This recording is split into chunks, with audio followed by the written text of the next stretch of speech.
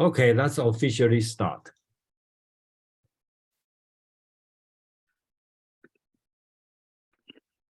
Okay, today we were talking about one important philosopher. His name is Wang Yangming. So I don't know how many people heard about this name. This name should be very popular, a household name. And then if you stay to the end of this section, you should know why this name is a household name. His name is Wang Yangming, and then his school, for the title, the School of Universal Mind. Usually, we will consider Wang Yangming as the number four important philosopher in Confucianism. So, of course, the number one is Confucius himself. Number two is Mencius, okay, who lived about 150 years after Confucius.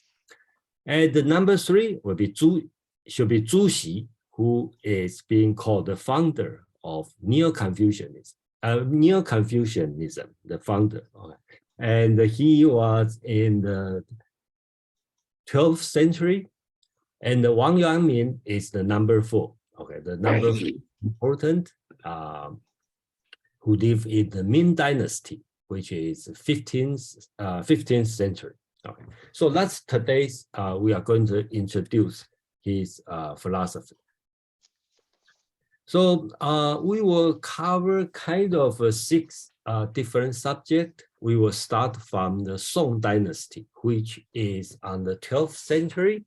And during that time, there's two schools in Confucianism. Okay, and we call it Neo-Confucianism because during that time, the most popular religion and philosophy is Buddhism philosophy. And during that time, okay, the Confucianism tried to start or make it a revolution to fight against Buddhism. And during this movement, there's a two schools coming out, but one, which is Zhu Xi school, become popular.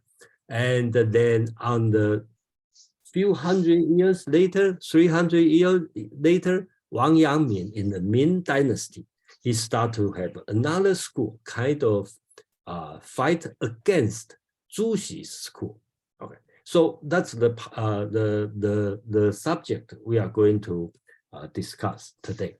So I hope we will go through this one, and then that's show. Okay. So whenever you see the screen, if you see its yellow background, that means we are talking about Zhu Xi, who lived in the 12th century. And for the regular background, like this, okay, we are talking about the Heart Mind School. Okay, so that's why I don't want people get confused. So there's a two school I'm going to bring together, and they will compare. So that's I will remind everyone when we see the different school. So let's start from the let me see. Let's start from the Song Dynasty, which is early time, 12th century. We talked about this about 2 weeks ago. Zhu Xi, I call him the most influential philosopher in East Asia, okay, including, so his influence is in the 13th century in China, and then in the 14th century, his influence go to Korea, and to the 15th century, his influence go to Japan. So and also go to Vietnam. You can see the map, going geographically, spread out. So until today, when people in this area talk about Confucianism, I think most of the idea is from Zhu Xi, okay? And which I hope at the end of this section, you may tell this idea is different than Confucius' idea 2,000 years ago. So Zhu Xi is really a real philosophy by Western definition, because he has a subtle argument, he has a clear thinking, he has wide knowledge, and voluminous literary writing. Okay, so I think that's important, because a lot of people think about Chinese philosophy is different. I think he's the first one has Western style of thinking. But I'm not saying his idea, I totally agree, and has a good influence to the people. But his style is very westernized, okay, because he has a lot of subtle argument. And in this point of view, it's good. Yeah, and that's why we would like to study his philosophy. So the name is very difficult. So I will put this one, and then if you can write down, and I will put it in the cloud so you can download. So if you go to Wikipedia or go to other secondary sources, you may see different names, but I just want to mention they are all means Zhu Xi's school in Neo-Confucianism. Okay, so sometimes in this section, I call this school universal principle. Okay, in Chinese called Li Xue. Okay, so sometimes you will see internet will call Li Xue, but the problem is this Li. Okay, that's word. Okay, is the same pronunciation as in Confucius called rituals. Okay, sometimes they also call Li. So in writing is different, but pronunciation are the same. So sometimes you see the English write Li, Li, but sometimes they mean the principle. Sometimes they mean the rituals. So if you see Li Xue, that's this school. And sometimes people call Chengzhu school because before Zhu Xi, about 100 years before Zhu Xi, they have another philosopher called Cheng Yi. Okay, so Zhu Xi's school is very similar to Cheng Yi's teaching. So a lot of time people call it the Chengzhu school. Also, that's also the same thing. And sometimes you may see the school of Zhu Zi, okay, because it's Zhu Zi means Mr. Zhu. Okay, so that's also the same. So when you see this name, basically they mean the universal principle school in Neo-Confucianism. So that's the name. Let's make it clear. And his influence is we all know what's 4 books. Okay, so Analects, Mencius, the Greek learning, and the doctrine of the means. Okay, this one is we call 4 books, and that start from Zhu Xi, and from this and from the after Zhu Xi, his commentary on these 4 books become the standard for the royal examination in China, which lasts to the 20th century. Not 20th century. To the beginning of the 20th century. So you can see his influence is huge. So I just find a book, because I'm in Taiwan now, and I find out that, when I was young, I have this book. Okay, so this book, if you can see on the picture, that's the so-called Zhu Xi's commentary on 4 books. Okay, so there's the 4 books, and then I take a picture on this one. So basically, very similar to I think it's in Jewish text called Talmud. Okay, so you have the text, and outside that you have a commentary of the commentary. So basically, the big text is original Analects, and then the small text, that's Zhu Xi's commentary. So this book, okay, 4 books, okay, become the standard for the test. So if you want to become the work for the government job, and only book you need to study is these 4 books, and then read the Confucius or Mencius teaching, and then Zhu Xi's commentary, and that's the only thing you need to do. But it's difficult.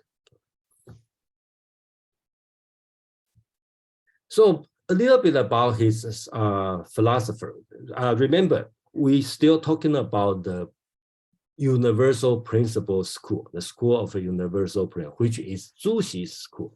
Okay, so not only his philosophy has different name, and then this school, so-called universal principle, is also a very difficult translation.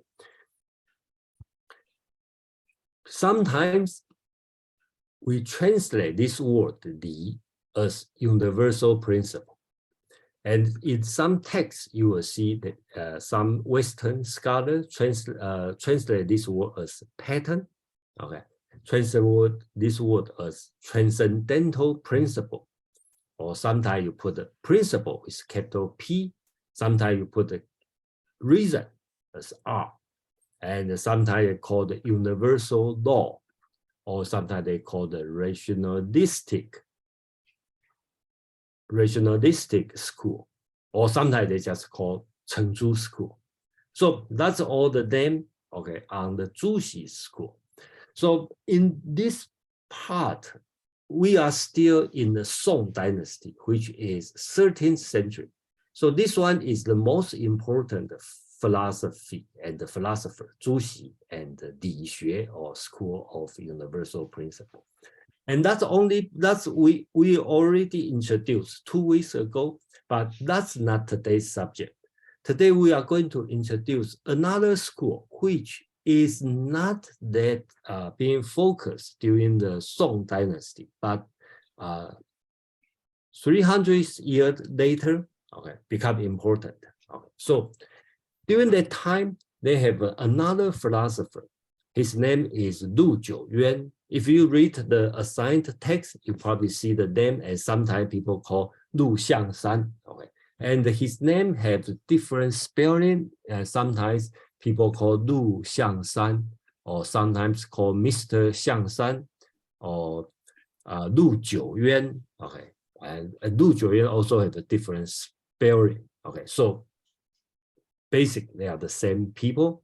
And the reason we call him Xiangshan literally means elephant mountain, because he is running a school called the Xiangshan Shuyuan, Xiangshan Academy, which literally means elephant mountain academy. He lived from 1139 to 1193, which is contemporary of Zhu Xi.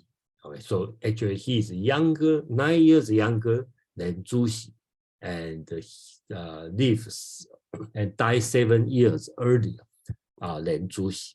And his school we call the Heart Mind School. Okay, but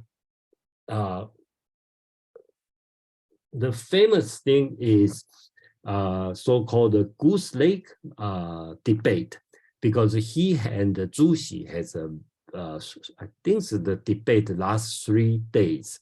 They are debating the Heart Mind School and the Universal Mind, Heart Mind School and the Universal Principle School. So that's a very famous debate, so-called Goose Lake debate. So some important teaching about this school, and you probably can see there's some subtle difference than Zhu Xi's teaching.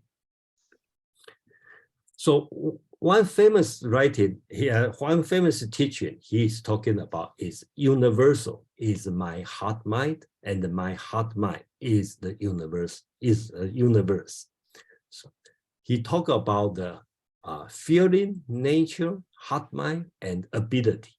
They are all means one and the same thing. Unlike Zhu Xi will not agree your heart mind is universe. Okay, Zhu Xi's idea is in the universe, underlying is the principle. Okay. So you can see this difference, kind of similar difference to if you put in the Western philosophy, would be the continental philosophy and the British philosophy. Right. So, or you want to call it rationalistic and the empiricism. the difference. I'm not saying they are the same, but I say they start have this subtle difference. And the one I would call key difference between this school and the Zhu Xi school is he talk about if I understand the essence of my learning, all classics are footnote to me. Okay. And he also talked about the classics commentate me while I commentate the classics. So the difference is in Lu Xiangshan, this school, he is talking about when you study, all right, if you really understand all the ancient texts, it's just talking about me. All right. So Zhu Xi is talking about it a different way. He's talking about you need to study very hard to understand every text, and then you can become a sage. So that's this kind of difference. They start to branch out. So another one is very similar to Taoism, not Taoism, Buddhism's Zen Buddhism teaching. In the Zen Buddhism, we all know they have enlightenment. Okay, so they have the gradual enlightenment and sudden enlightenment. Lu Jiuyuan school is similar to the sudden enlightenment because they are talking about if you got something, then I don't have to read anything because this text is talking about me.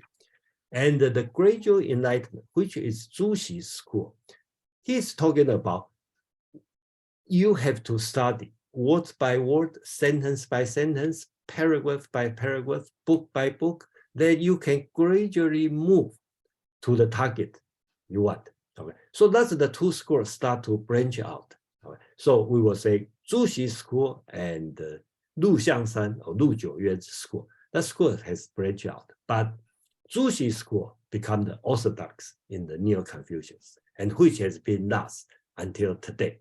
Okay. But I will stop here, and then James, you have a question, please. Yeah, this sounds a little bit like you mentioned the continental philosophy, and this definitely sounds a little bit like reflexive learning. You know, that as I gain knowledge of the world actually just simply becomes another component of myself, and so it's like Hegel. It's very, very similar that way to a Hegelian concept, reflexive learning. We learn as we gain knowledge. The knowledge actually is sublated to our conscious mind, to our consciousness. So you are talking about Lu Xiangshan's school is similar to Hegelian. Oh, to me, yeah, it seems very similar. This idea that when you learn the classics, they become your footnotes. The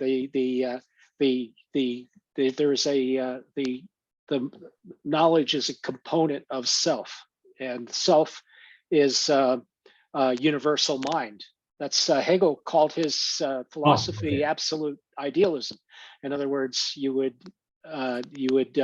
gain a knowledge of absolute truisms through the acquisition of all knowledge, but not that one person would do that, but that was the basic that was basically the process of understanding nature, understanding God, understanding reality, and so forth.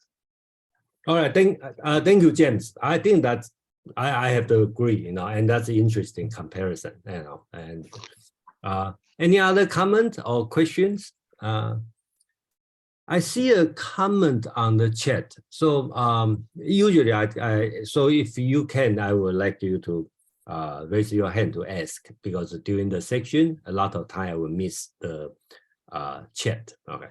So the chat I read is why Lu Xiangshan being considered as Confucians? So that's the question. Anybody feel anybody has answer on this one? Probably Pen, is that Brian? No, I'm signing up for the next question. Okay. So let me. I think it's. I would say it's a very simple question, but it's difficult to answer. The simple answer is during this time, all scholars are Confucian. So Lu Xiangshan must be Confucian. But difficult question is why? Why he being considered as a Confucian? I think you are right. It's a very tough question, and I hope I can answer this question to the end of this, because Feng Youlan, the writer of the book of short history of Chinese philosophy, he said the Neo-Confucianism is more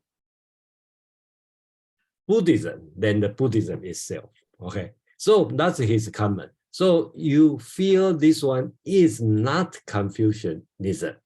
It's probably you are right. It's very far away from traditional. I mean, 2,000 years ago, what Confucians have been teaching. Okay. They all talk about the same subject. How are we going to live? How are we going to behave?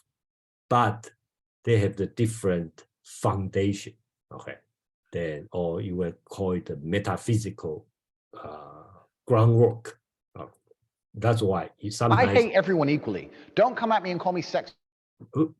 Did you move him? No.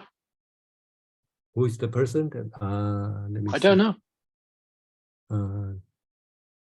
There's only one person now. That's Larry is unmuted, but I don't know who. Okay, so please pay attention. Okay, Brian, please.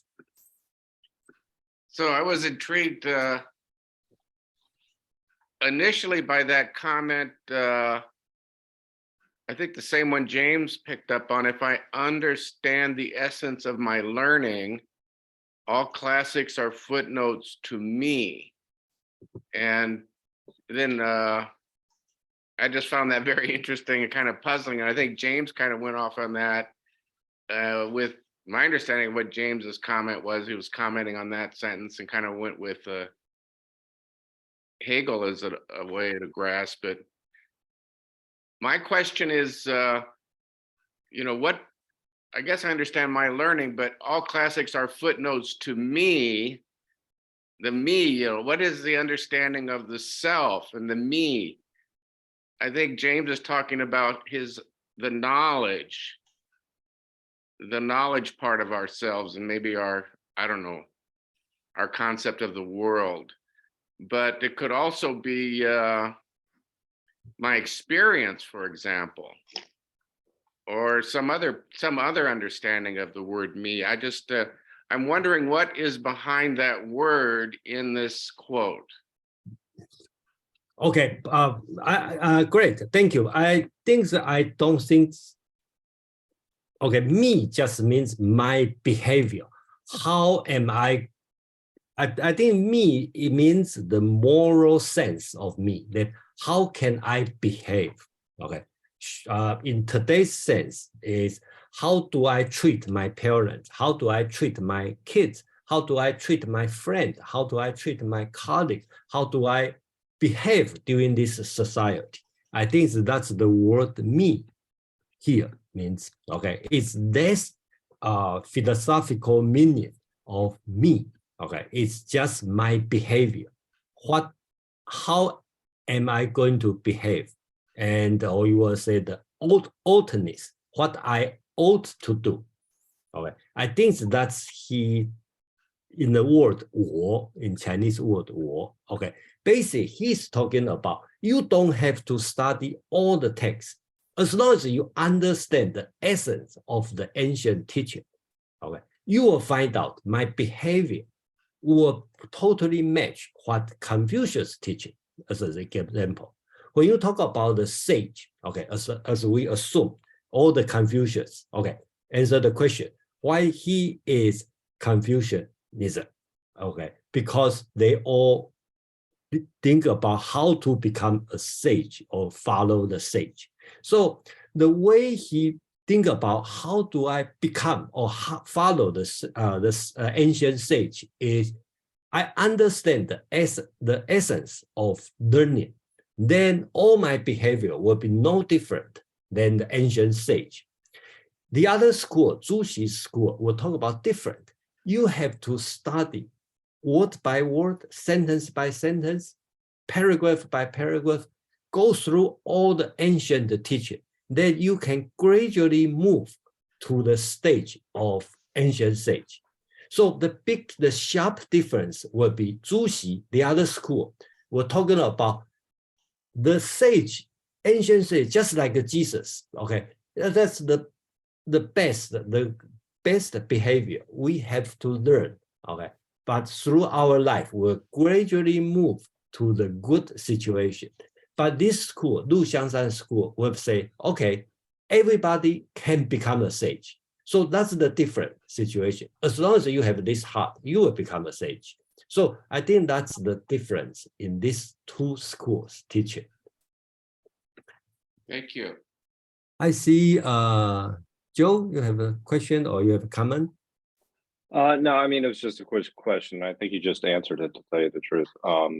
It was pertaining to the use of rites and rituals between the two schools. I mean, I'm assuming that they were the same, correct? The ritual, the rituals that they would, that they would keep, just like Confucian rituals. Do you notice during this time will be less talking about ritual? Okay. Okay. Yeah. So I think it's you probably start to feel. I know some of you are in the Confucius analect reading. You will see there are no conflicts to each other, and the word ritual doesn't appear that much in Neo-Confucian, right? Okay. Well, thank you for that clarification. So we're still in the early of this meetup. So I hope, after 30 minutes, all these questions will become clear. So if we don't have more questions, then I'm going to shift to the other subject. So right now, what you heard is just the background, is what happened in the 12th, 13th century in China. Right now, we are going to move forward to the 15th century, which is 200, 300, 250 years later in China, which is Ming Dynasty. Just give you a little bit historical background.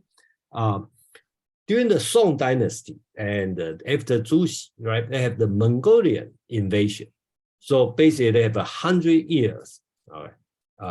Is foreign occupation. So it's Mongolian, Genghis Khan occupied China. Okay, Kublai Khan, actually his grandson. Okay, so basics is that's another historical problem we can talk. So after 100 years, Ming Dynasty restored the Han, the original Chinese people, start to kick out Mongolian and then started the Ming Dynasty. So Wang Yangming is happened during this time. So the political environment has been through the Mongolian occupation and the restoration of the Chinese culture. So that's put this way. That's again the difficulty. Everyone equally. Don't come at me and call me sexist or racist or any of these things. I hate everyone. I don't care if you're black, white, straight, gay, man, and woman. I hate you anyway. Anybody? I got him. You got him? Okay. No, actually, I didn't. He won't. I can't remove him. He's magic. I'll see if I can put him in a waiting room. So is Larry? Yeah. Okay. Yeah, so that's Larry. Yeah. Mm-hmm. Okay. So you just can you remove him? Yeah. You yeah, remove. I did. He's removed. Okay, great.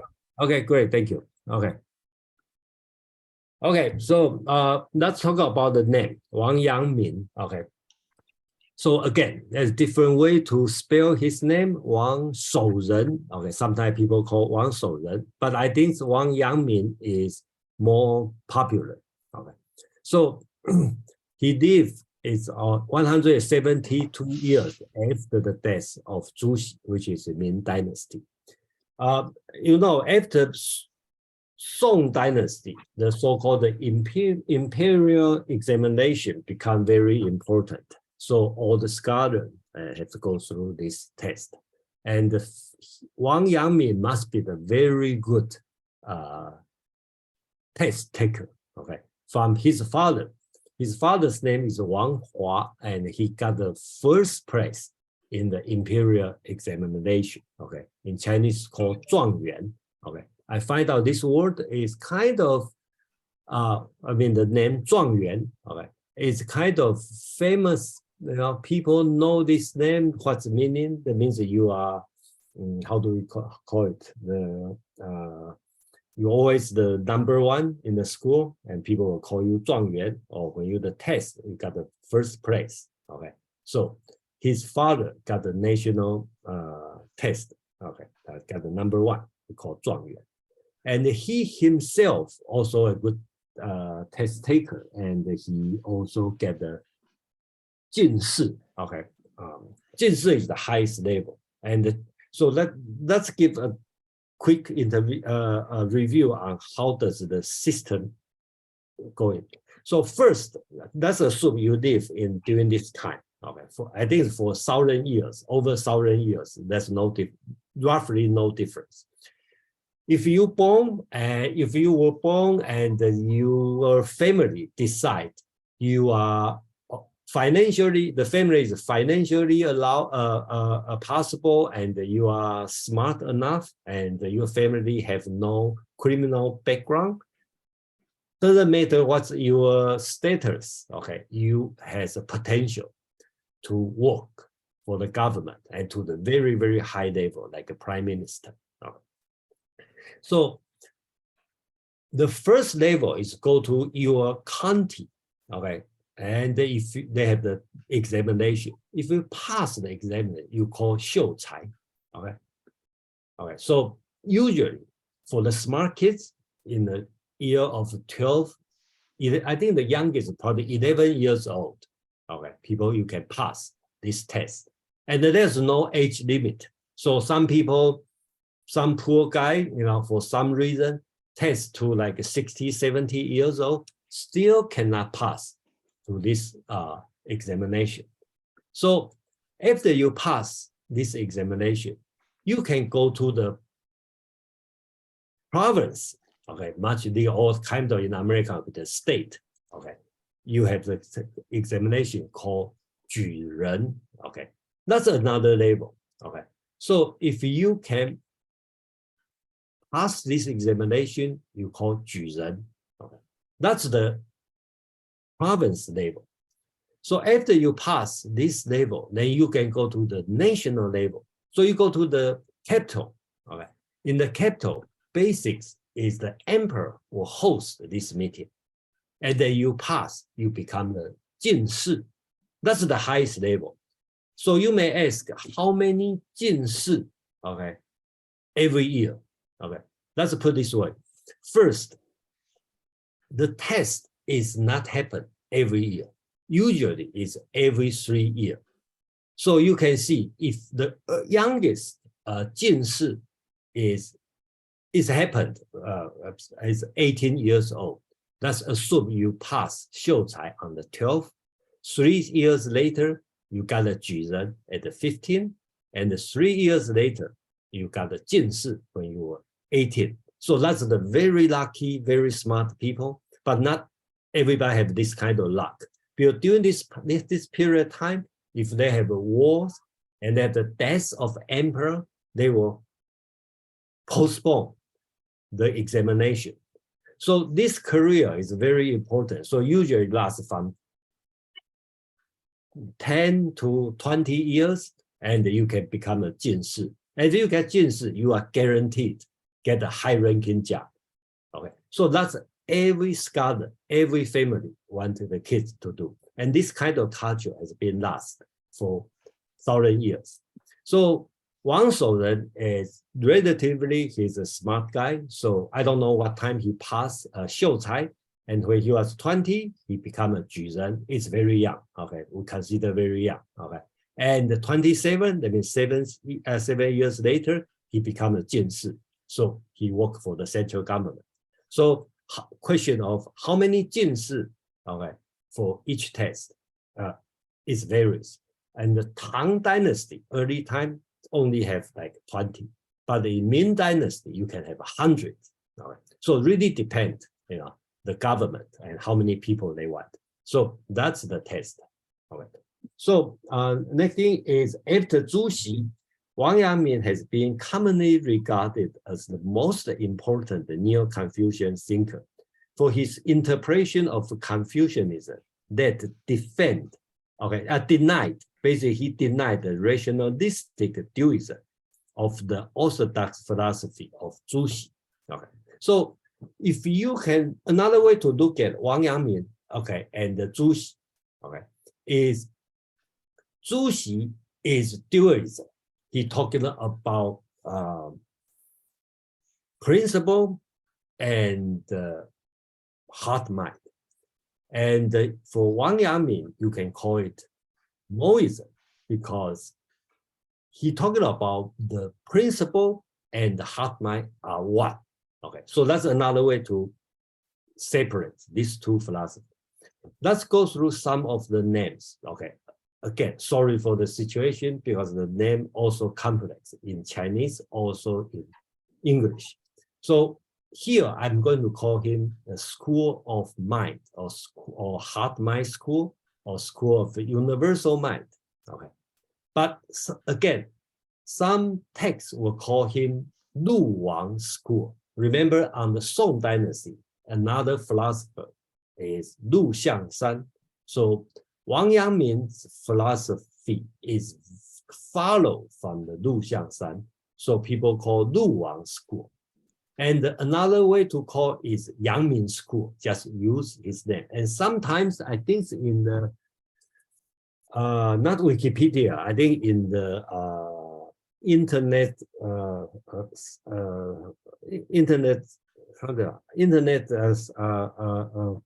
encyclopedia of philosophy, call it Yangmingism.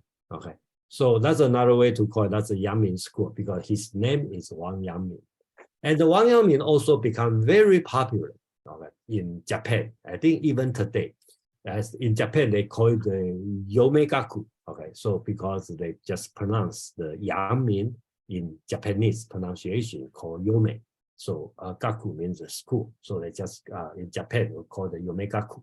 That's the in Japanese. So he even got the Japanese name.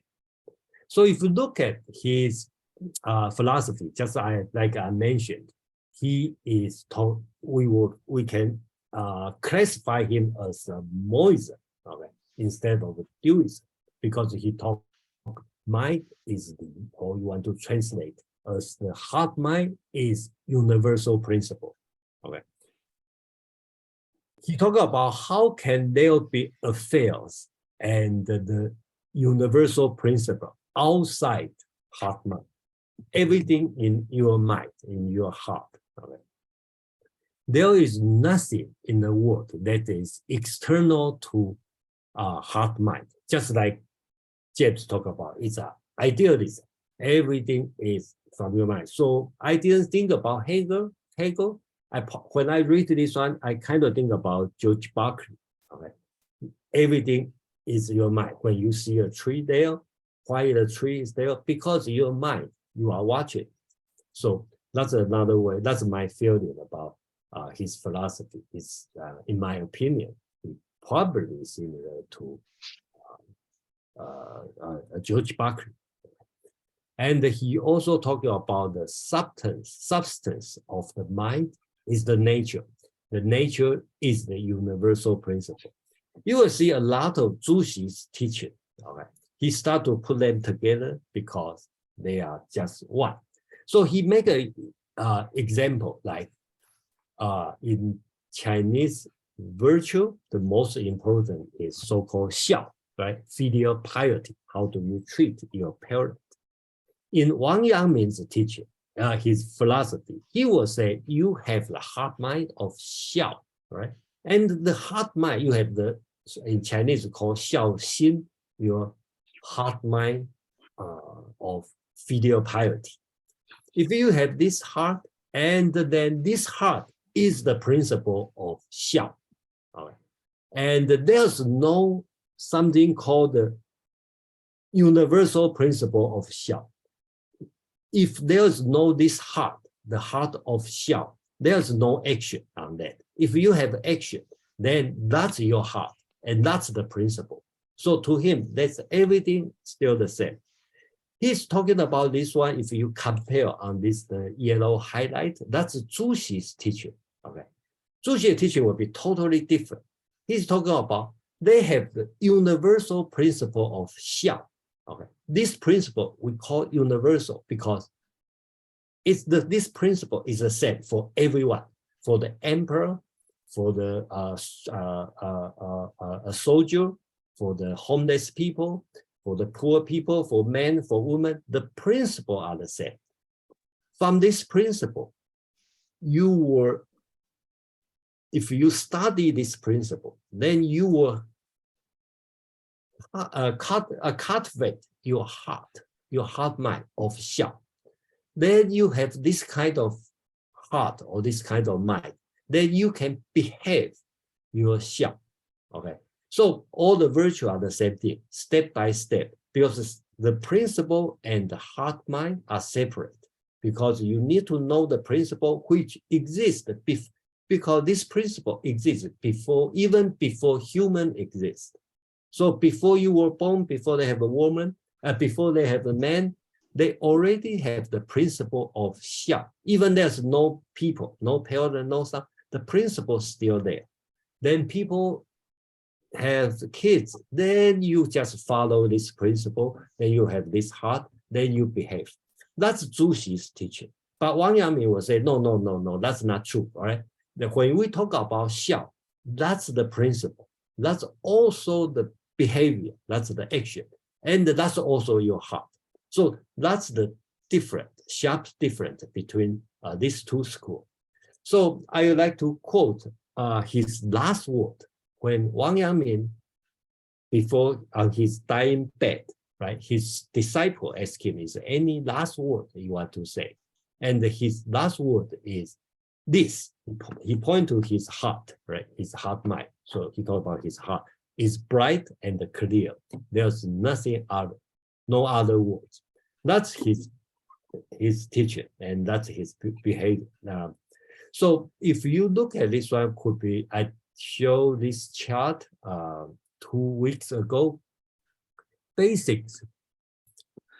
It showed Zhu Xi's dualism, right? So basically, he talking about this world has two things. One immaterial, one is material. Immaterial is including D, which is universal principle. And this one is the cause of human nature. So all these one are immaterial. And in the material world, they have the qi, which qi is the cause of your heart mind or your physical body. Okay. So why you have the bad people? Because you have the bad qi and then you have the bad heart. Then you will behave bad. Okay. So that's Zhu Xi's teaching, because that's the two-sided world, very similar to Plato's teaching, right? Mind, body, all kinds of dualism. But Wang Yangming's teaching will be different. He's talking about it's a moism, because there's no separate between the immaterial world and the material world. Everything just the same. Only thing is your behavior, your heart, and which will define the principle. So that's the two school difference. So I will stop here for a moment. If you have any comment or any question or anything you want to talk about. Fei Wu, yeah.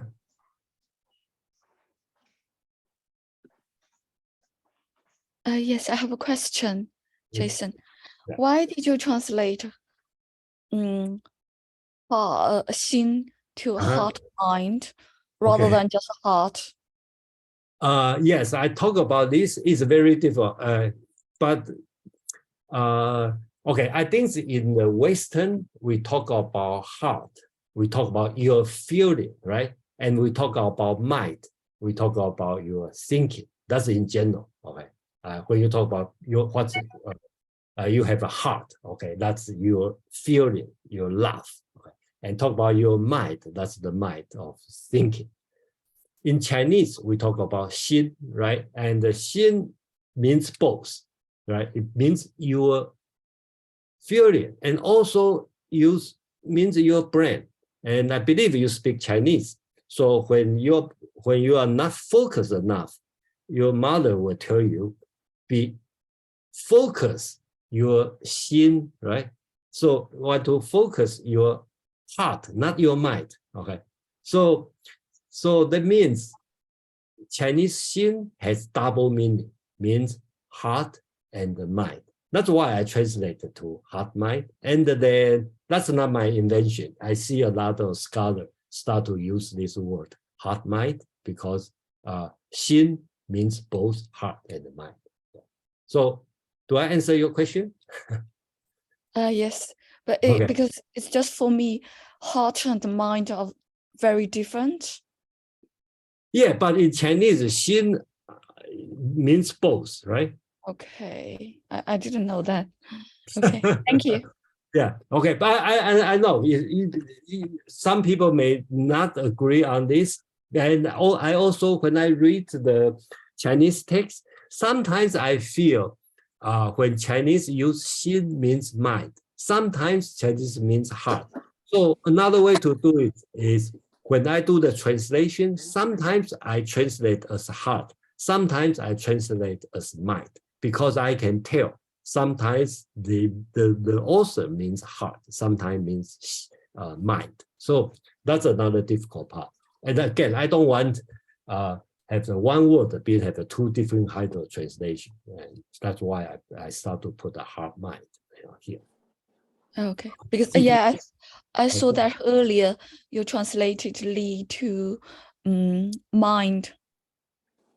Yeah. Yeah, but for me, mind is very confusing. It's full of noise, and the heart is much more real and okay. trustworthy. Okay, I got your point. Yeah. Thank you, Jason. Yeah, it's difficult. It's very difficult. Yeah. CK, please. If I understand Wang Yangming correctly, and I'm afraid I may not have understood him correctly, I believe he is an absolute idealist in the sense that he does not recognize that there is an external objective world outside of our senses. Is that a correct understanding? According to me, that's correct. Right. Yeah, so I think that's exactly he is talking about. So James will compare him to Hegel, and I probably will think he is similar to George Berkeley. Okay, so of course they are not the same, but that's another way to think about him. Yeah. So I think the dualism and monism is a definite distinction between these two schools, right? He definitely is not dualism. He is monism. I do find that a rather peculiar way of understanding the world, even though he does seem to have a great influence on many individuals in late medieval Chinese history and also early modern East Asian history. I find that quite difficult to believe that a man of his stature can believe that there is no objective world that is outside of one's senses. You see, logically speaking, I mean, if you close your eyes and somebody hits you, the logical philosophical understanding of Wang Yangming's philosophy would seem that if you close your eyes and close your ears and close all your senses, you shouldn't have been hit because it is not real. Yeah, I agree with you because it's to some people will feel like it's unbelievable or it's a strange philosophy. Just like when we talk about George Berkeley, okay, he talked about everything about your mind, and I think. I read it from Bertrand Russell's writing, and I forget who is the person make fun of George Berkeley, right? Because the idea is the tree is there because I have the sense, I have the mind, I know the tree is there. People are watching the tree is there. So when during the midnight, nobody watch, is the tree still there? Okay, and the George Berkeley's answer would be, because God is watching. Okay, so that tree is there. So they have a God. So another way to look at, and it's strange, but that's the way philosopher talking about. Okay, so I think to answer your question, why Wang Yangming have this kind of peculiar, strange idea, I will answer this one later because he was following Zhu Xi and he get a nightmare, anxious, so despair. And then he started to have a different idea. I think that's the story. Is Brian, please? So I have a question in a slightly different direction based on my understanding of what you said today. My understanding is that the older school, what you have here, the dualistic school, if you study, their universal principles exist apart from the chi and the body, the physical body, mind, heart. And if I understand what you said, as an outcome of that school is that to behave properly in the Chao, you need to study writings on the universal principle, which has existed outside of you and before you.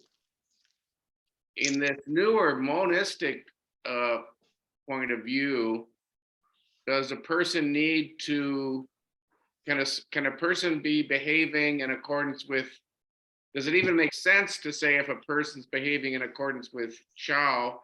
And if so, can a person do that, or does a person do that without having studied the texts? I think you are correct. For the Moisés school, you don't have to, the reason of study of ancient texts or learning, because you want to get the essence, okay? So you can behave correctly. So both schools, let's say that called the dualism school and the Moisés school, both schools want you to behave properly, right? So that's why we call them all Confucianism, because that's the only thing they care, how to behave properly. So the foundation is different. For the dualism, you need to have principle, then study the principle, then you can behave correctly. So in another way, you have to read book by book, okay, all the Confucius teaching, Mencius teaching, all the ancient teaching, okay, then you gradually move and to the right behavior. The other school, the Moisés school, since there is no principle, no universal principle outside this world, everything is in your heart.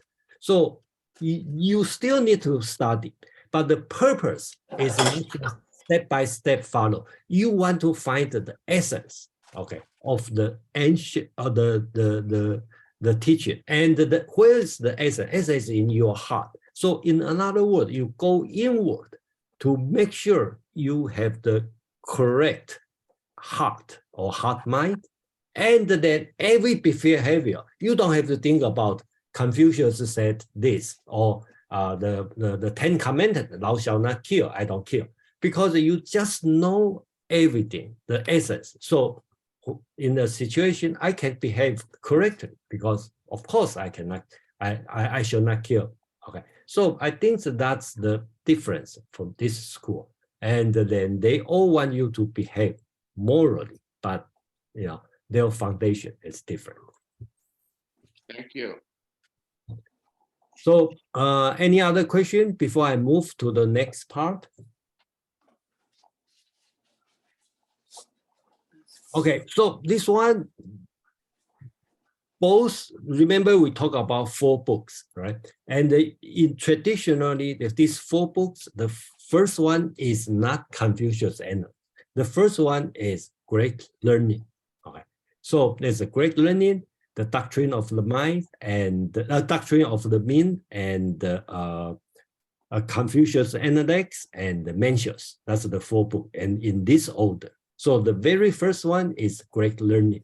And the last year in 2022, January, I introduced Great Learning, okay, text. And then this text become important, and how to interpret this text become the difference between these 2 schools.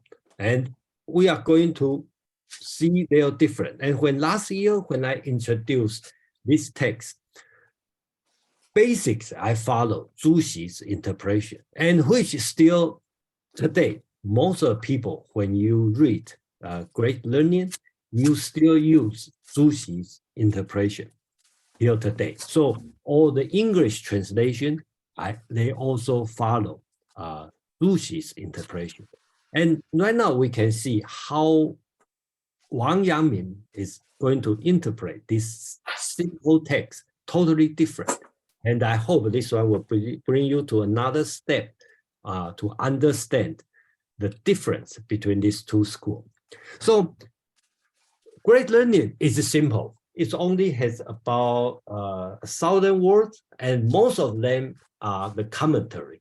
The key text, we call it the 3 major chords and 8 steps, right? I think so if you have been here a few times, you probably hear me talk about this text many, many times.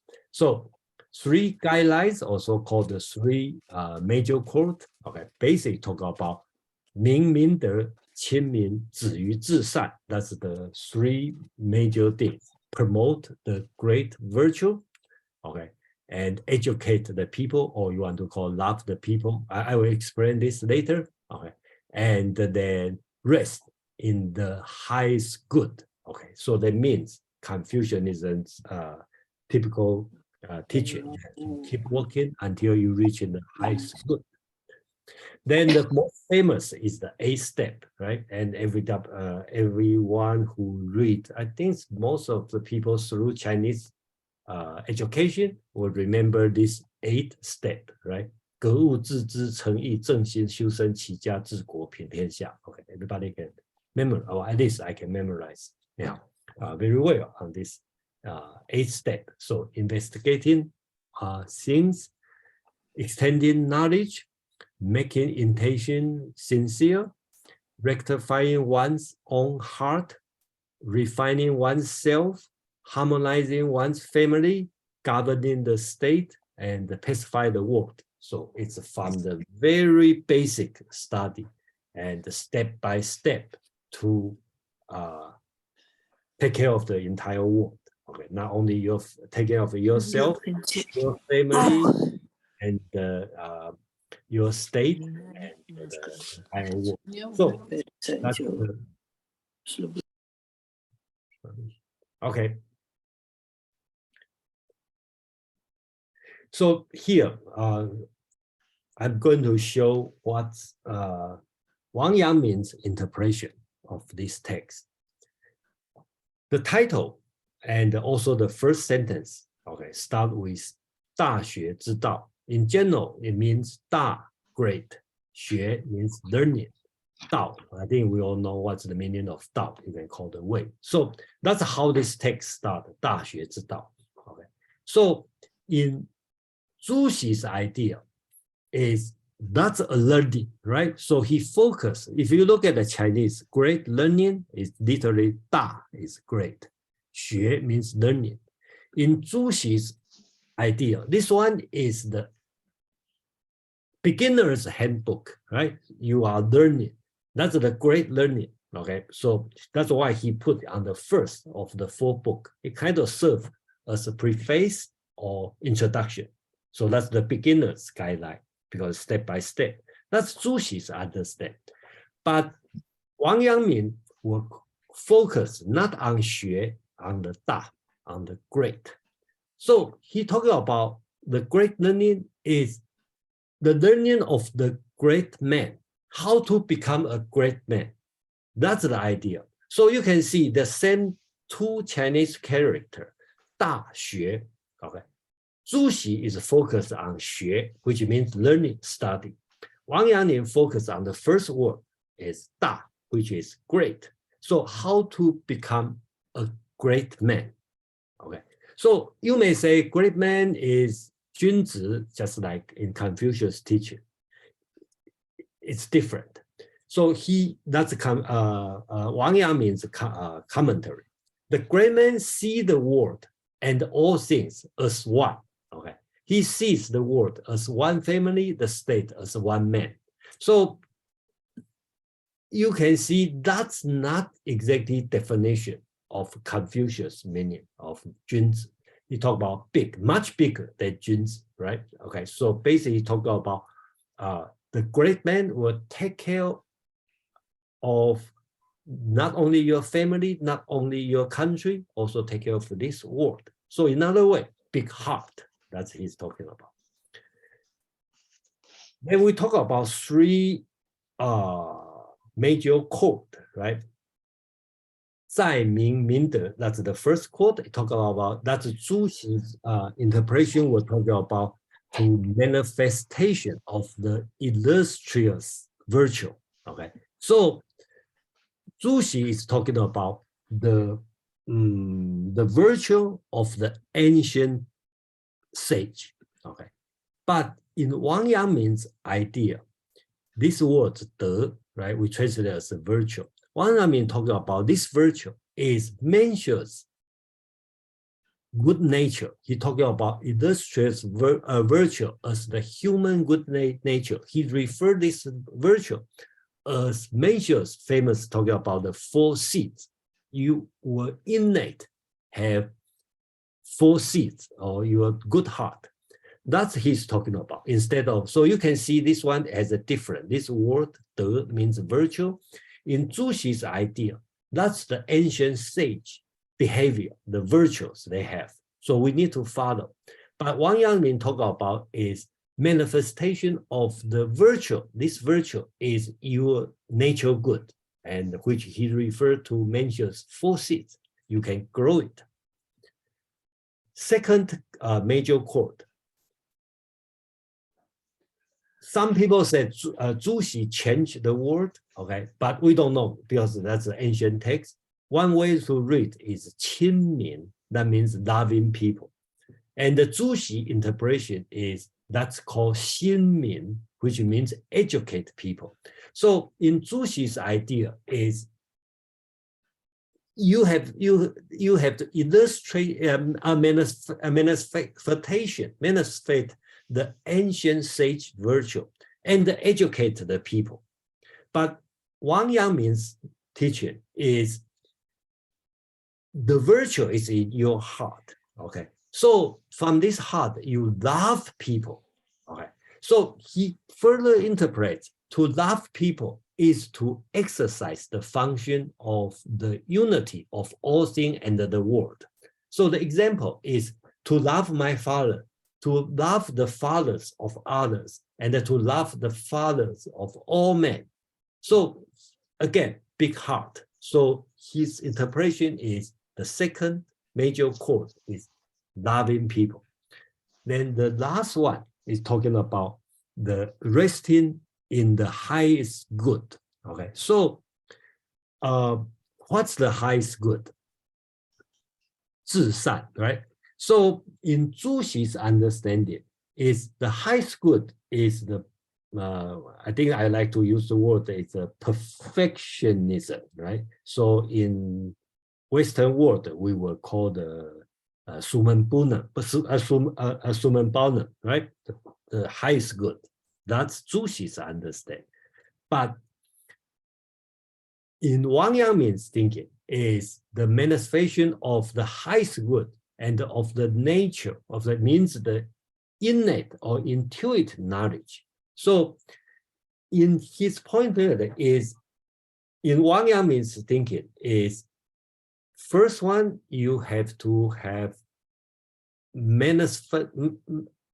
manifestation of your innate good heart. Then you love people, extend your love, and then you have reached the virtue of your, you call the liangzhi. Okay, sometimes you translate it of conscious, or you want to call it intuitive knowledge. So that's Wang Yangming's understand, and the Zhu, which is in a way you can say it's opposite to what Zhu Xi is teaching. So the intuitive knowledge, okay, sometimes Chinese call liangzhi, and then in today most of people will translate as conscience. Okay, so let's read some of Wang Yangming's. The thing is, he talk about Wang Yangming's developed the idea of innate knowledge, arguing that every person knows from birth and the difference between good and evil. So you know good and evil. You don't do it by learning, because your heart, innate heart, knows what's the difference between good and evil. And Wang Yangming also claimed that such knowledge is intuitive and not from rational thinking. Okay. So I think that's the difference between Wang Yangming and the Zhu Xi. So Wang Yangming famous talking about the streets are full of sages. Okay, so some people never read the Confucius. Okay, he can become sage because he behaved in a sage way. Okay, so then he also, another story, if you read the text, very famous story, is one day they have a theft, right? They catch a theft. Okay, so instead of send the theft to the government or punish him, and since they are educator, they are scholar, they try to teach the theft. Okay, what's the right, what's wrong, and then the thief say, "Oh, I just a bad guy, you know. I don't understand all this. That's why I become a thief. Okay, I steal. Okay, so Wang Yangming start to say, okay, take off your clothes. It's so hot. So you take off your clothes and have a bare torso. And say, take off your pants. So you take off your pants, have an underpants there. And then Wang Yangming say, take off your underpants. He said, no. How can I do this? It's embarrassing. He said, that's your intuitive knowledge, right? When you were born, you are naked. You don't know. You don't want to show your private part. That's your intuitive knowledge, or you call it innate knowledge, or you want to call it conscience. You were born with that. So only thing you need to do is to extend one's intuitive knowledge. You just extend this kind of innate knowledge, then you can become a sage. Okay, doesn't matter what you study. So that's Wang Yangming's teaching here. So just move forward, because if you read, we finish on the three major chord, right? Let me go back here. Right. So this three part is different. Then the eighth step, Wang Yangming also have a different interpretation. Right? So that's also become very important. The first two steps is they start to have a different, right? First one we read, Zhu Xi read, Chinese read, 格物致知, investigation of things, extension your knowledge. So 格物 in Wang Yangming's understanding is not investigating of things.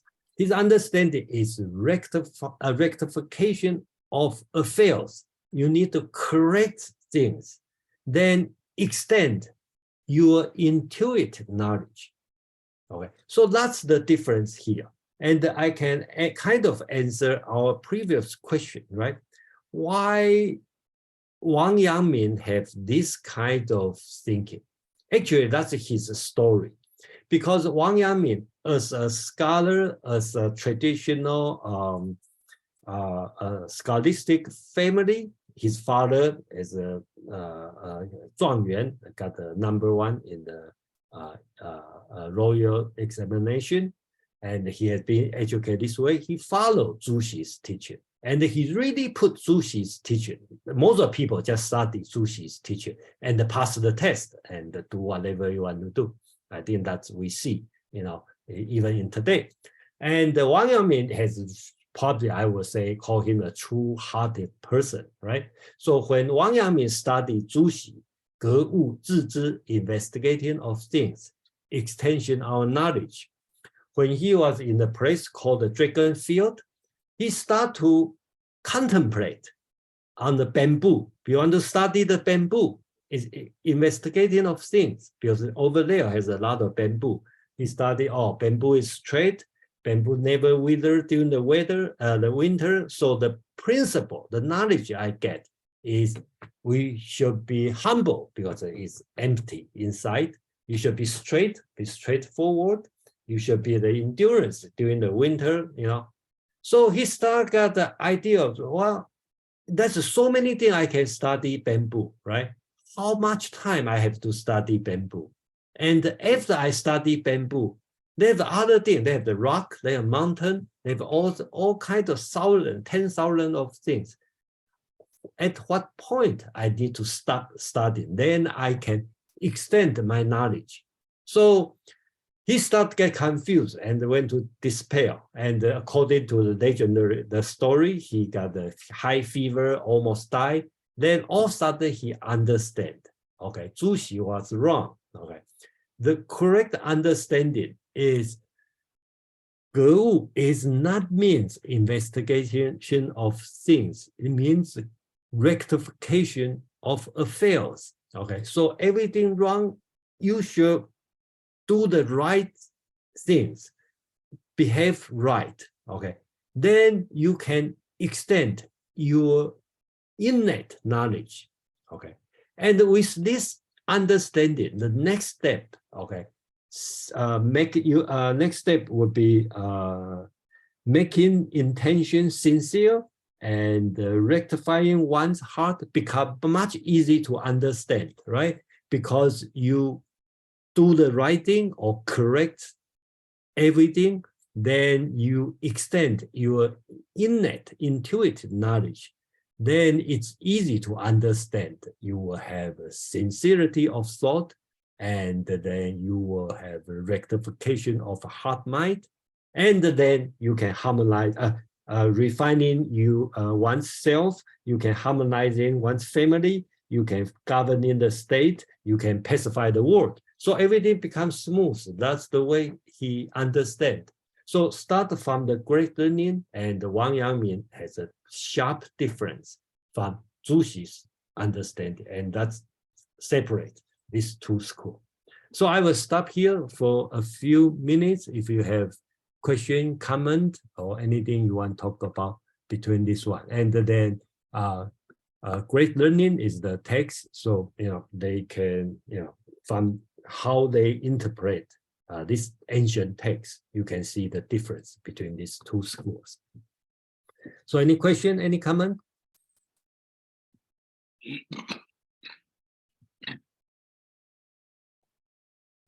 We have James and CK. James, please.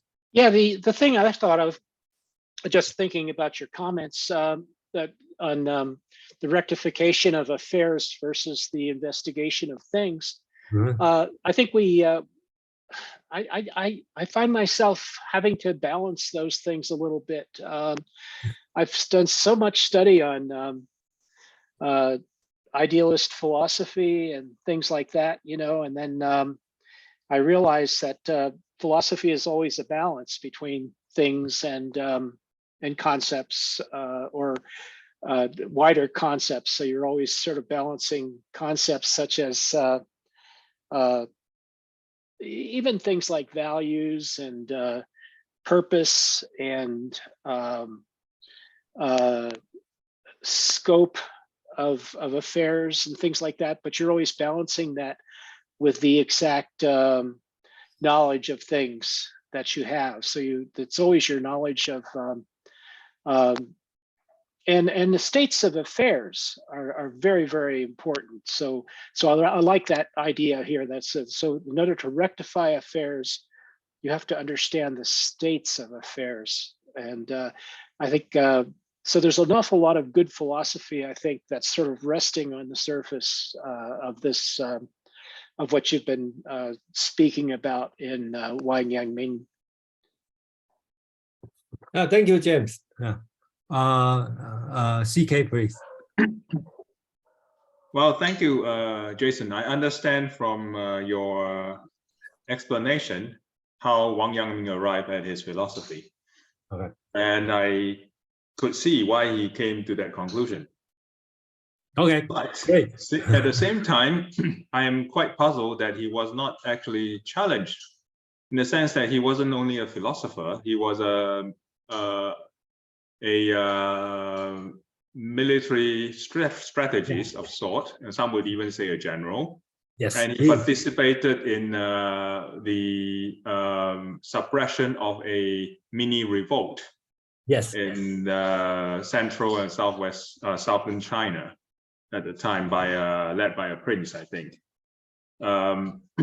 He was, if he took his philosophy to its logical conclusion, then just to take the example of his engagement in military campaigns, all he had to do was to close his eyes and his ears and don't look, and there wouldn't have been any need to engage in any military activity, because the external world doesn't exist.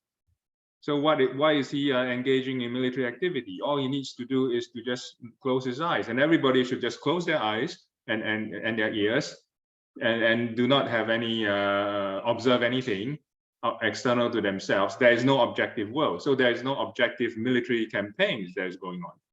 So that is the illogical part of it, and I am amazed that he wasn't challenged, and he was allowed to get away with this. So I wonder what your my opinion answer to that would be. Yeah. Yeah, it's I respect your opinion. Okay, so actually, I don't think he get the popular, right? Even it's a philosophy. I get for people respect him. I think in Japan probably respect him more than Chinese. I think, okay, but I'm not sure. Okay, but the subject I will bring up later, because that's the next part of that. And I think I disagree on you talking about he really close your eye and not look at outside. Okay, he still recognize the outside world. I don't see there's no he rejected the outside world. Okay, he just look at outside world from his heart. Okay, so I think that's his point, and his focus probably more on the action. That's my next subject, and so when we see these two philosophers, has a sharp difference, but the key difference will be happened on the next section, and then in a few minutes I'm going to talk about is a philosophy of action. So his philosophy is bring to the action. Okay, unlike Zhu Xi's philosophy, you keep study the principle. Okay, and the problem is never go to the action. Okay, so I think that would be the key difference. And then I think this part we CK we probably will have further discuss on the next part when we talk about the philosophy of action. That's his major teaching of Wang Yangming. Madeline, please. Yes. Hi, Jason. Hi, Madeline. Hi. I think this question that I have probably belonged much earlier this evening. So sorry to revert. My general understanding, I just want to check that this is right, is that according to Zhu Xi,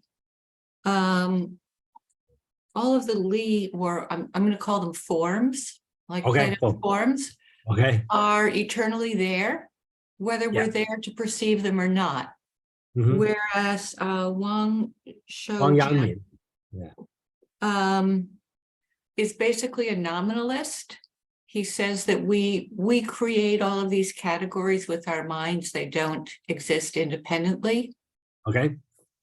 Would you think that's a fair I think comparison? that's to Western? that's another that's another way to understand. Yeah. I agree with you. I will just don't misunderstand. Say, oh, he's this. That's no equivalence between a Chinese philosopher and a Western philosopher. But yeah, if you talk about the difference, it's another way to understand.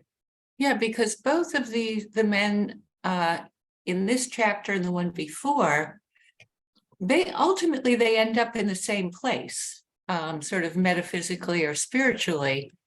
It's just that they take very different routes to get there, or maybe they start in very different places. Yeah, I think so. Yeah, and then I think another way to look at it is if you want to compare Saint Thomas, Thomas Aquinas, and Francis,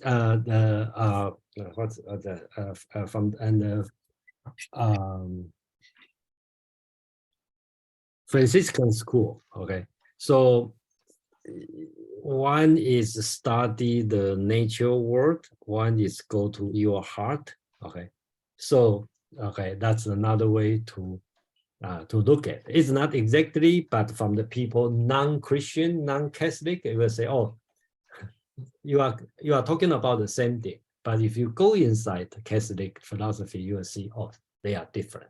That's another way. That's at least that's my theory. Yeah. CK, please. Yes, hi, Jason again. So Jason, if I understand your comment correctly, you're saying that Wang Yangming does recognize that there is an objective world.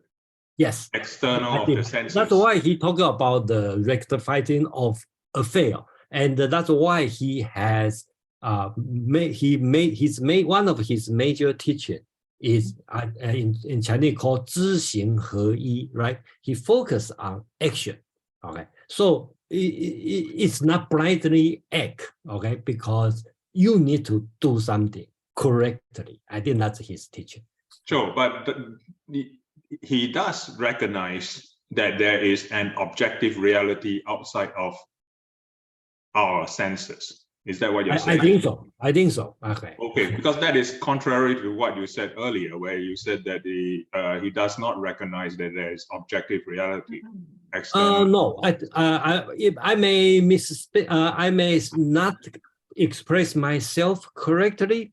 Okay, when I talk about this, I'm talking about there's no outside world of universal principle. Okay, so he doesn't recognize they have another word called principle. In another way, he doesn't recognize there's something called principle of xiaosun if there's no people.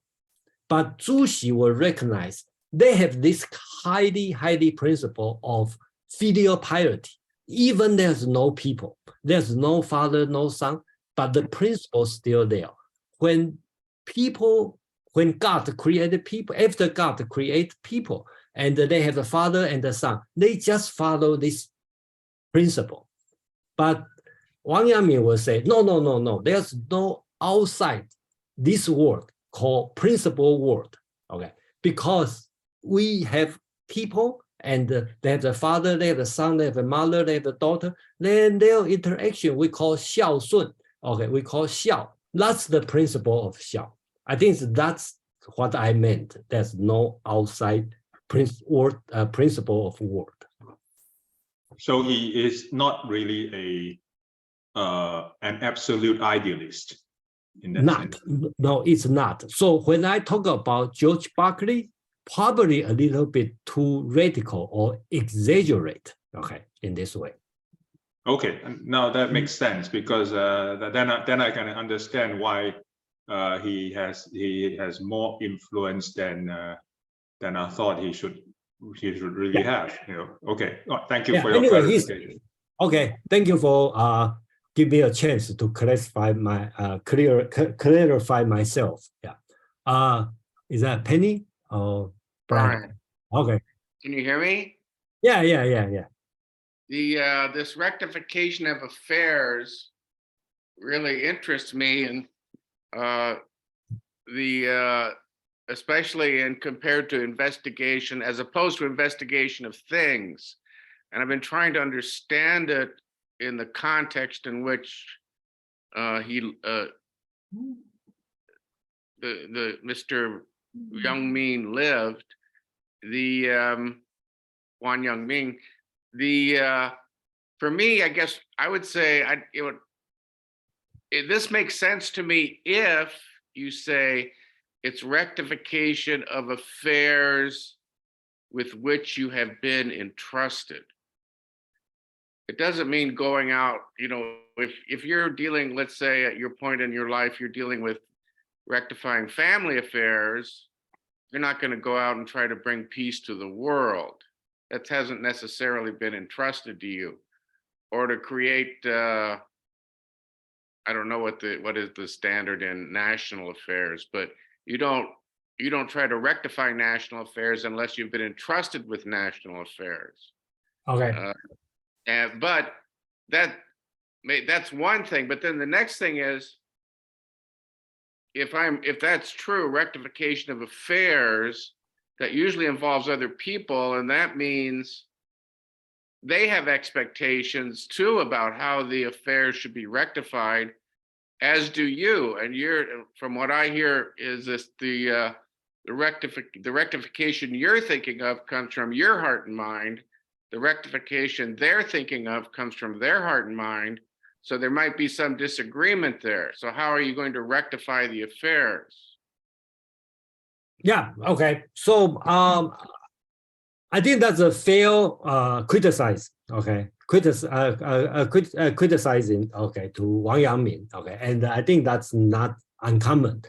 This kind of thing, if you go everything by your heart. Okay. So but I think when he talk about the rectification of affairs, he kind of talking about the general things, not we can go to the original text. You can understand the Chinese. 格物, right? 物 means things, also means affairs. Okay, so really depend on how you think about it. But when you talk, when the affair being described as 物, not another word called 事, okay, means a small personal affair. So the affair may not be as big as the international affair. It could be just pick up the trash, okay, clean up your room, this kind of affair, because the original Chinese is 物, not 事. Okay, 物 means things. If you want to interpret as affairs, that means a little bit more personal than public. So that's one thing. First word, 格, okay, that's also a strange word. It means a small box. Okay, very small box. That's the original meaning. So Zhu Xi's understand is classifying, organized things. So that means you understanding every single thing. Okay. Wang Yangming's understanding is consider this one will be correct. Okay, make it correct. Okay, so that's the different understanding between these two people. But of course, I don't think that they just make this interpretation based on archaeological research. They say, okay, what's that mean? Okay, but I think they impose their own philosophy on the ancient text. Okay, so that's have the two different kind of understanding on that. So You're welcome. So I know it's very difficult to explain this one, and if you can find any people from Asian education, I believe they will also find out it's difficult. So I have to move on this one called philosophy of action. I think that's when we see these two differences, you will see one thing he bring to the Chinese philosophy or Chinese culture is so-called action. Because if you review all other teachings, people talk about many things, but not much about teaching. So his idea, the key idea, not only the conscience or your everything on your heart. He's talking about integration of knowledge and action. So once he one's rejection of the pure investigation of knowledge coming from the traditional view of Chinese belief, once one gained knowledge, one had a duty to put the knowledge into action, right? That's typical teaching, not only Zhu Xi. People, basic understanding, you gain knowledge, then you have the duty to put this action in action. And this presupposes two possibilities. That's from Feng Youlan's word. He said, one can have knowledge without corresponding action, or one can know what is the proper action, but still fail to act, right? So you know, but you didn't do anything. So Wang Yangming reject this idea, right? One believes that only through the simultaneous action, one could gain knowledge and deny other way of getting knowledge. So he talking about, like, I think one example is water, okay? If water is hot or cold, right? You have no way to know it until you drink it, right? The food tastes good or bad. There's no way you know it then until you drink it. So the knowledge is from action. He's not said you cannot know the water is hot or cold. He is talking about that's not the only, study the water is not the only way to know the temperature of water. You can just take action, then you know it. I think that's very important, and he bring the key difference here. So to him, there was no way of using to use knowledge after getting it, because he believed knowledge and action were united as one. I think that's his major teaching. When he talk about the innate knowledge and the good heart, and the human brain is his action. Okay, and then I just want to bring this one again. They are not the same. Zhang Dui is I find out they have the very similar situation. And again, Zhang Dui as a philosopher, but most people remember him as a great pedagogue, right? He is a great educator, right? He talked about the integration of the theory and the practice, talking about the knowledge. So same thing. I just recently read his 11th lecture, Guilford lecture, okay, on 1929, Quest for Certainty. It's a great book. Okay, he talked about this book basically talk about epistemology and his moral teaching, right? When Zhang Dui talk about epistemology, he kind of reject the dualism because they have some theory, then we practice. And Zhang Dui is talking about no, that's not like they have a theory, then we practice. When we practice, we got a theory, okay? So that's he's talking about. When he talk about morality, he rejects Kant idea, right? You have a priori, before you do things, you already have the principle. He said, no. Every case is different. You base on the situation, okay? So you learn from the past experience. So I don't want to mislead people to this one, but I think that's at least that's my theory. When Wang Yangming talking about the integration of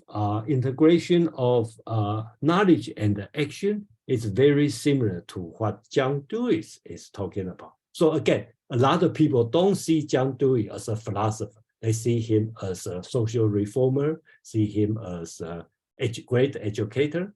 Okay, so that's the difference. And later on, you probably will see, why we are talking about, and the CK already mentioned Wang Yangming is a great general. Okay, probably not a great philosopher, right? So that's so I will stop here for a moment, and then James, you have some question. I was just wondering if he mentions Hegel in his book. He's known as a Hegelian, and his philosophy is based on who? Hegel. You mean John Dewey? John Dewey, yeah. Does he mention Hegel at any point? No.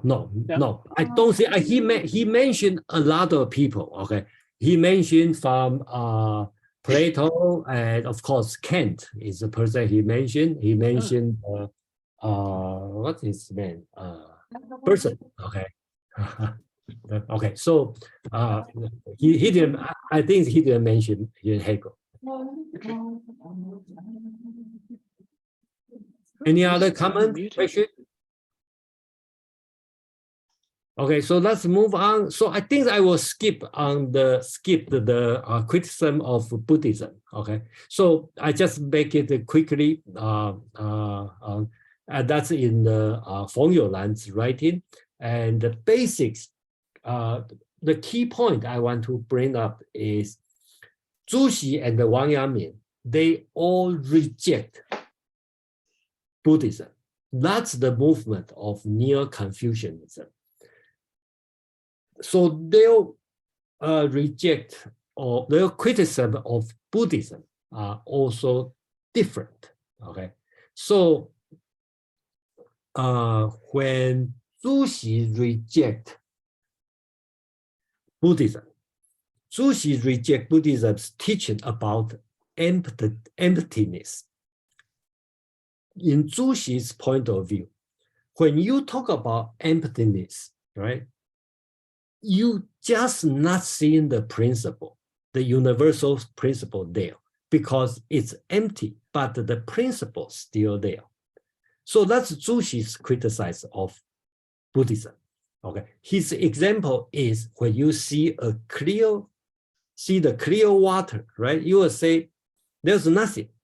Okay, but they have water there. You just don't see it. Okay, just like when Buddhism talking about emptiness, okay, it's not really empty because there's a principle, okay, over there, or universal principle over there. That's Zhu Xi's criticism of Buddhism. So on the other way, Wang Yangming's criticism would be different, right? He talking about Buddhism's see this world, and the Buddhist teaching will, because Buddhism just ignore the existing world. So Buddhism try to escape from this world. For example, we all know the relationship between husband and the wife, parents and the children, and with your colleague, friend, with the country. That's a complex relationship. Buddhism just try to escape this complex relationship. Okay. Wang Yangming said that's wrong. That's not right. It's very simple. You just use the right virtue to respond to the relationship. So there's no attachment. So Buddhism warrior doesn't know how to respond to this relationship. So Buddha say, okay, there's no attachment, but there's no this word, right? Try to escape. And the Wang Yangming will say, no, you just respond in the proper way.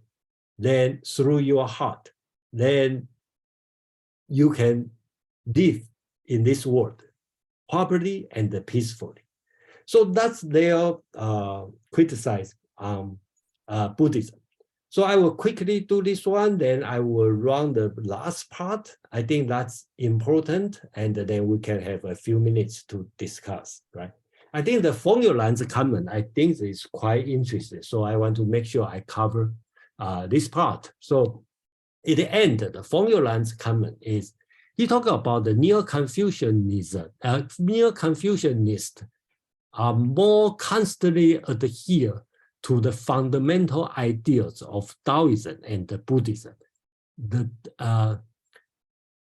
Then the Taoists and the Buddhists themselves. And he drew the conclusion, Feng Youlan, Neo-Confucianists are more Taoistic than Taoists, and the more Buddhistic than Buddhist. I think this comment is very interesting, and I start to think about the situation. I find out, right? So in the Taoist, we all know Taoism major teaching is talking about the Tao. Buddhism teaching talking about Buddhahood. Everybody can follow the Tao. Okay, then that's the great Tao. And the Buddhism, Buddhist teaching is the Buddhahood, right? Everybody have the Buddhahood. So Wang Yangming would say, just swap the Tao and Buddhahood as your innate knowledge. So in this way, Wang Yangming actually is Taoist and also is Zen Buddhist. Same as Zhu Xi, right? When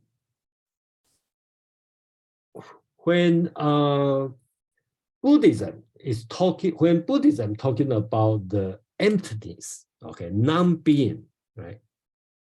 In Zhu Xi's point of view, emptiness or non-being doesn't mean nothing. They still have a principle. So you just stick with the principle. Everything should be fine, and you resolve everything. Just like a Buddhist talking about non-being or talking about emptiness. You just stick with that. Okay. So in this point of view, Feng Youlan think actually they are more Taoistic and more Buddhistic than the Taoist and the Buddhist. Okay. So I think that's, I'm not sure you agree with me or not, but or we agree with Feng Youlan or not, but that's very interesting comment from Feng Youlan. And personally, I do agree Feng Youlan's comment.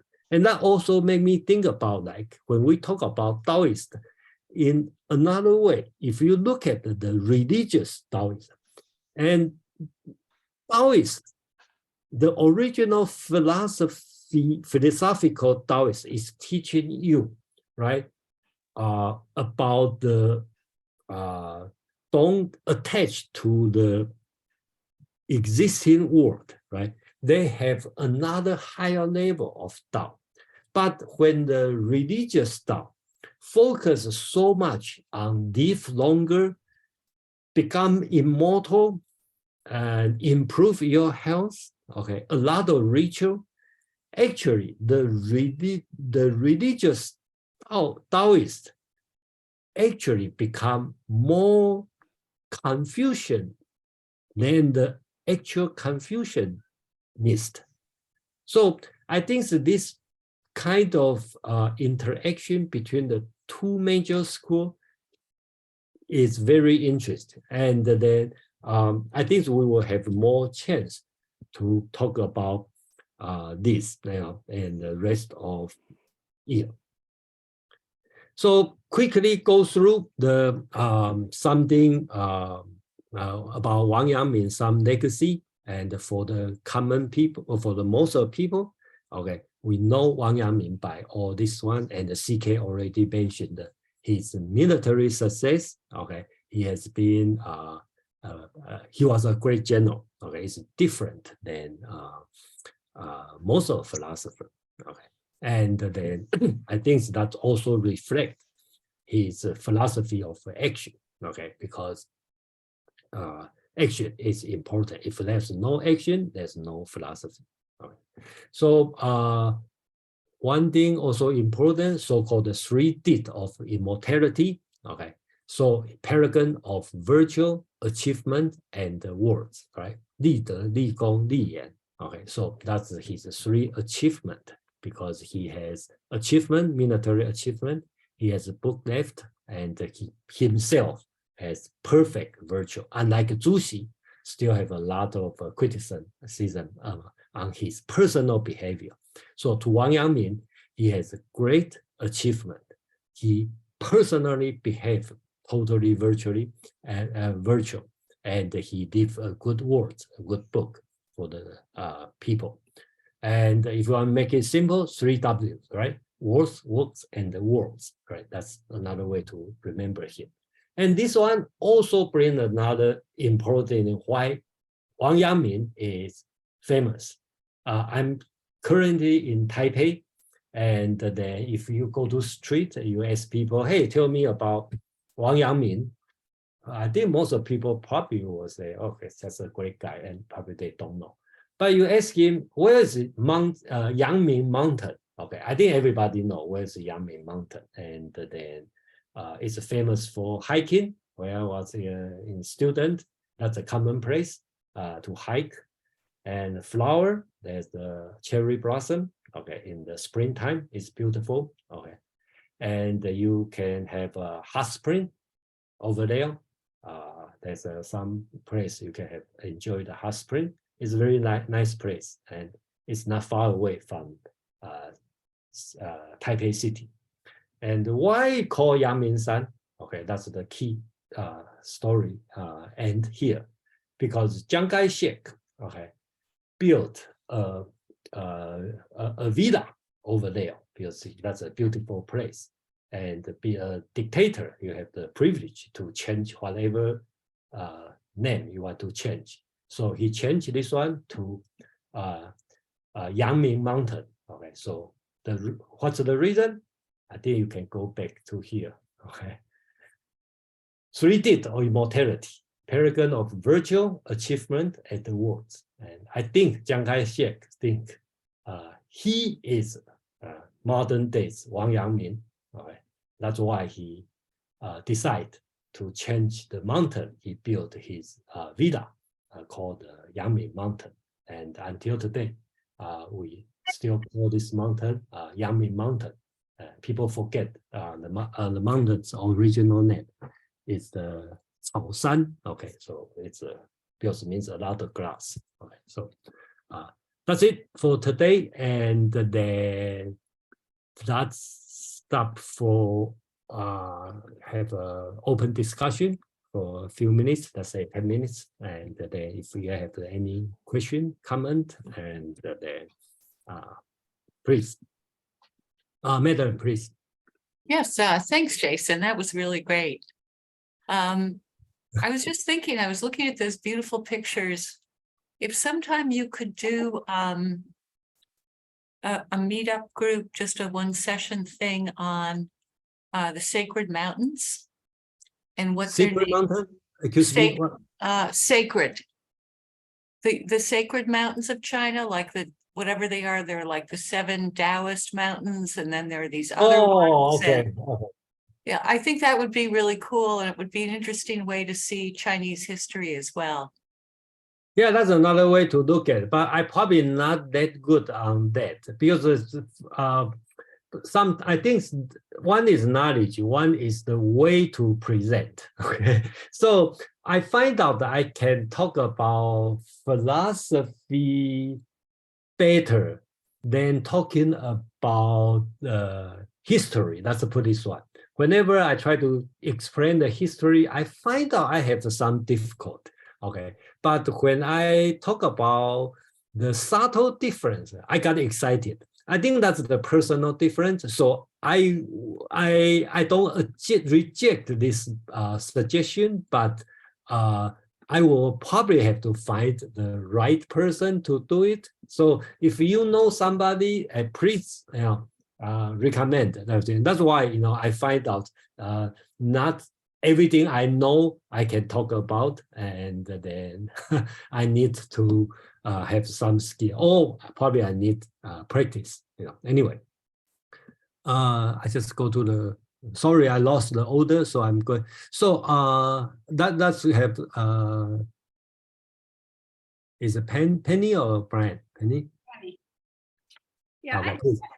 have a quick question, because in the book, when we were talking about Wang Yangming, they had a sentence that to me made it kind of easier to understand his conception of the universe. And it says, in his conception, the universe is a spiritual whole in which there is only one world, the concrete actual world that we ourselves experience. Thus, there is no place for that other world of abstractly. Yeah, I agree with you. That's a right word. Yeah, I think, yeah. Okay, that seemed to clarify it in my mind. It's clarified because his moism, but his moism is not the ideal word. His moism is this, more on this word, but just don't mix him with the materialist, right? He is not a mechanist. He doesn't see this word as a mechanic word or materialistic word. He sees this word is in your heart to understand. So it's a little bit different, but he rejects the outside world of what are you talking about? The principle, or you want to talk about Platonic idea of form. He rejects this part. Okay, thank you. Yeah, thank you for reading that sentence. Yes, Emoji, Emoji, right? Yeah. I forget how to pronounce your name. Sorry. No worries. It's Amjol. Angel. Yeah. Please, yeah. And thank you for your brief talk. I just had a question about these kinds of strategies, especially a kind of Neo-Confucianism. I think in the book it's Shojin, his criticism of Buddhism. This idea that we are more Buddhist than the Buddhists, we are more Taoist than the Taoists. Now, to me, it could serve two purposes. In one sense, and I'm wondering, because I don't know the context of this era or what's going on socially, it could be the case that, are they saying this so much that, hey, you Buddhists, even you Buddhists, you could come study in our school because we're more Buddhist than Buddhism. So don't need to study your Buddhism, just study Neo-Confucianism in one sense. And also, those Neo-Confucianism, no need to study Buddhism because we already have it. So in other words, get those foreign ideas, you don't need them because we already have them. Is that the sense? Yeah, I think that's also the way I'm thinking. And the same as because I like to put this way, right? Confucian teaching, okay, has been lost for a long time. But what Confucius teaching lack is metaphysic foundation. He doesn't answer the question, who am I? He doesn't answer the question, what's the purpose of your life? And how about after my death? This question, the Confucius doesn't answer this question. That's why after Tang Dynasty, the Buddhism bring to China, Buddhism start to answer this question. Okay, what's your heart? Okay, we talk about this world, outside this world, the purpose, right? The people are suffering, you have to escape on this one. So he Buddhism bring up this foundation. So, and it become popular, okay? So Confucianism try to reject Buddhism, but the way to reject is borrow Buddhism's metaphysics teaching. So in this point of view, Confucianism become Buddhism on the metaphysical side. Okay, let's put it this way. Okay, same as the Taoism, right? When Taoism teaches everything escape, okay, and go to the Tao, pursue the great Tao. But it's so empty, it's difficult to practice. So they borrow Confucius' ritual. So start to step by step, you have to do this. So become a religious Tao. So in another point of view, you look at the religious Tao, it's very Confucian. Okay, very Confucian. Yeah. They look at this word. You take this action, you do this ritual, they have this God to worship, they have this way to follow. So it's Confucian. Okay. So I think that's, I believe you have Hinduism background, and you probably will see, there's another different way to look at everything. We have a CK, please. Oh, hello, Jason. I would like to know your opinion on important figures in East Asian history, and who is most, or who was most influenced by Wang Yangming. I could think of a few, like out of the blue, like this. For example, General Togo Heihachiro. Yeah, that's the person I tried to mention. Yeah, and Chiang Kai-shek, of course. Yeah, Chiang Kai-shek. Yeah, perhaps Zheng Guofan. Perhaps, I don't know if that's true. I'm not sure Zheng Guofan, because I'm not sure Zheng Guofan. Okay, and I think he probably have more influence in Japan, because in the Japanese national movement, they try to separate Japan from China, so they kind of use Wang Yangming's teaching of heart, talking about we Japanese already know the good and the evil. And so that's one article I read, why Wang Yangming become popular in Japan. But again, his influence is not that strong, because after him, his disciple cannot continue, right? I think it's easy to understand, because you are not based on text. You don't ask people to study text step by step. So everything based on your heart, just like I think who mentioned about I think this correct. My heart think this way, and you think this way. So his disciples start to separate, and they all have a different kind of teaching. That's why his influence become weak, and then to the point, Zhu Xi's teaching is still more influence than Wang Yangming's teaching. Do you think that Chiang Kai-shek was influenced by Wang Yangming's so-called influence, because he actually went and did a brief stint as a very junior military cadet rushing forces in Japan? I don't think so, probably personal bias. I think that he just, hope people view him as the so-called the 3D of immortality, virtual achievement, and his word. So I only see him as a dictator, as a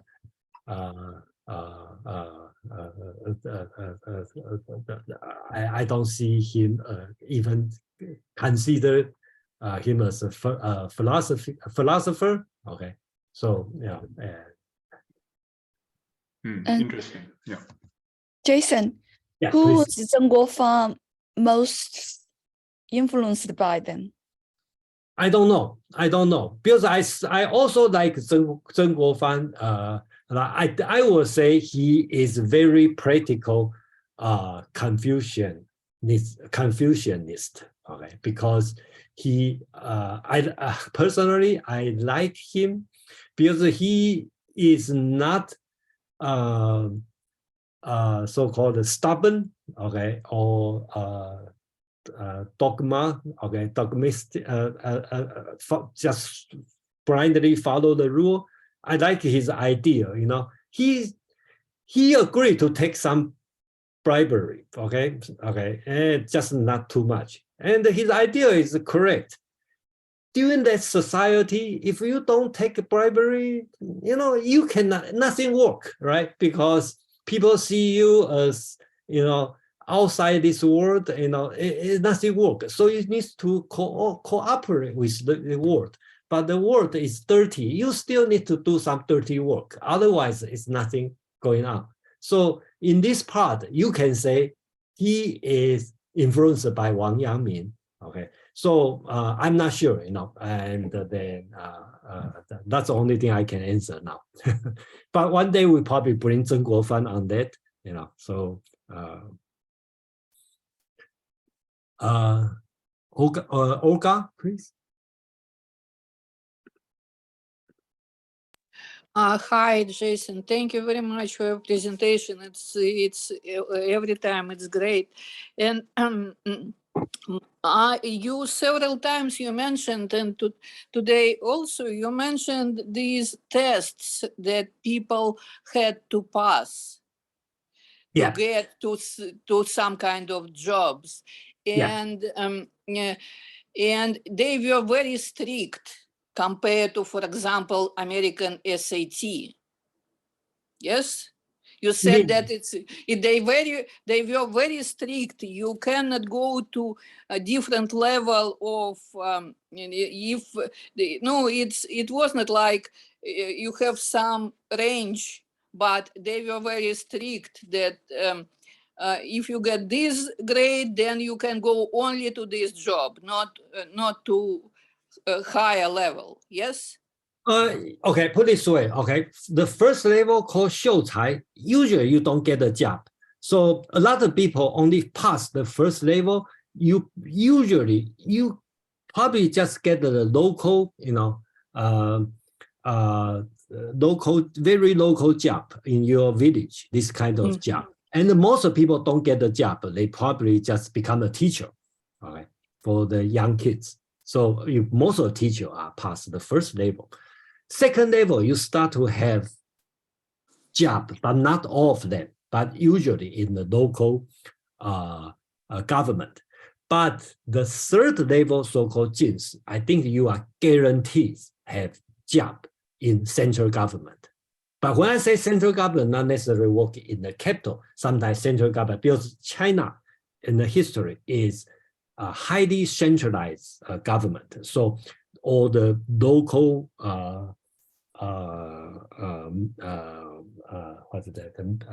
governor are appointed by the central government. So they were guaranteed have this job. And they as high as the prime minister. Okay, go ahead. Okay, but my question is a little bit different. I understand that it started like in 5th century, yes? Yes, and but my question is, would it be possible for you in some time, for example, right now we could see this policy of social credits in China. And it's in this case, it's not very surprising that they have this right now. It was like for centuries, they have something similar. So would it be possible for you sometime to make presentation how all this ancient philosophy affected current situation in China, and maybe not only in China, but everywhere in the world, how this is connected to what is going on right now?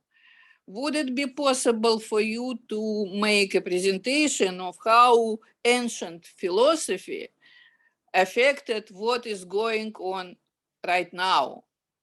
Okay, thank you for this suggestion. I probably I think that would be difficult, but I will try to do that. And then since the influence is very difficult to talk about, so everybody will have a different opinion. Okay, so I will encourage. Thank you for this suggestion. When I find out every ancient teaching, we can find some trait in today's society. For example, the examination. You will see the Asian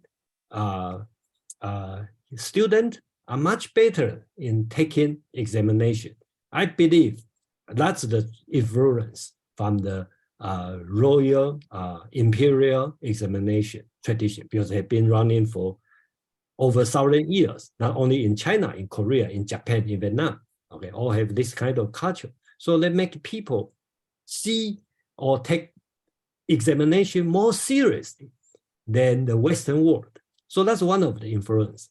Okay. So again, back to your suggestion. I think that's a good suggestion, but I do need everyone's help, because when you listen or you study the ancient philosophy or ancient situation, if you feel something, might find the trait here, and you are welcome to bring up and say, hey, I see this one, is that related to that? And I may not have, for sure, my answer must be very personal, because there's no standard way to Okay, thank you. Thanks. Yeah. So we will end today's session here, and thank you everyone, and that's great. And next week we will talk about Bhagavad Gita and start from chapter 1 and 2, and we try to finish the 18 chapters through the year. And SK is going to do this one, and he's going to bring, I think he probably will bring Gandhi's interpretation. Yeah. Brian? Well, I did want to, we're running over time, but I did want to thank you for, number one, for today's presentation. I was just exhilarated by it. I found it very clear, very exciting. But then when I realized when we're moving on to something else, I think it's important to recognize and thank you for all of this work you've done in presenting the Chinese philosophy. It's just been wonderful. Oh, thank you for everyone. And here, let me pause for a few minutes because I know it's run over time, but I do it on my intention. I'd like to, let me stop the recording.